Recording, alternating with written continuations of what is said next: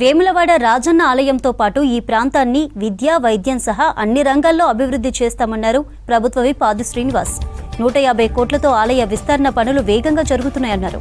గతేడాది ఇదే రోజు సీఎం రేవంత్ వేములవాడలో పర్యటించారని, 750 కోట్లతో అభివృద్ధి పనులకు శంకుస్థాపన చేశారని గుర్తు చేశారు. వేములవాడ పట్టణంలో ఇన్ఛార్జ్ కలెక్టర్ గరిమా అగర్వాల్ అధ్యక్షతన జరిగిన నియోజకవర్గ స్థాయి సమీక్ష సమావేశంలో పాల్గొన్నారు విప్. వివిధ ప్రభుత్వ శాఖల ఆధ్వర్యంలో జరుగుతున్న అభివృద్ధి పనులపై చర్చించారు. ఇందిరమ్మ ఇండ్ల నిర్మాణాలను వేగవంతం చేయాలని అధికారులను ఆదేశించారు.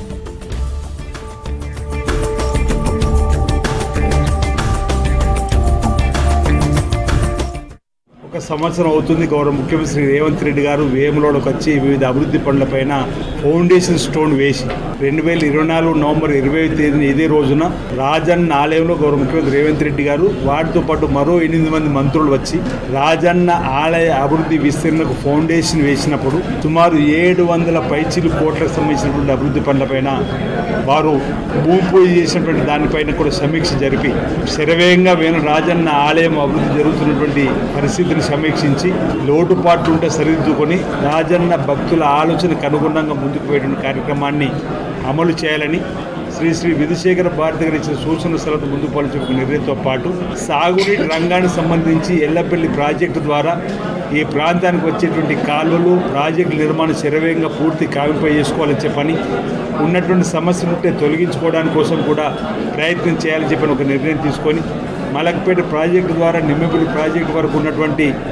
కుడి కాలువకు సుమారు 300 పైచిలిక ఎకరాల భూసేకరణకు సంబంధించినటువంటి కూడా అమలు చేయాలని, Maripalli project, Lachhapet project, Rudrangi, Kalgonda, Suram project దగ్గర ఉన్నటువంటి కాలువల పనులు, బ్రిడ్జిల పనులు కూడా త్వరితగతిన పూర్తి చేసుకొని చెప్పిన ఒక కార్యక్రమం తీసుకోవడం జరిగింది. లో వోల్టేజ్ సమస్య పరిష్కారం కోసం నియోజకవర్గానికి 11 33/11 సబ్స్టేషన్లు, 132/11 ఒకటి, 220 సబ్స్టేషన్ మంజూరైనటువంటి దానిలో ఎక్కడైనా సమన్వయ లోపంతో పనులాగి ఉంటే భూసేకరణకు సంబంధించింది కావాలంటే వాటి కూడా పూర్తి చేసుకొని సబ్స్టేషన్ కూడా పూర్తి కావింపేసి నాణ్యమైన విద్యుత్తును, కరెంటు రైతులకు అందేసేటువంటి కార్యక్రమం ఇవ్వాలని చెప్పిన కార్యక్రమంతో పాటు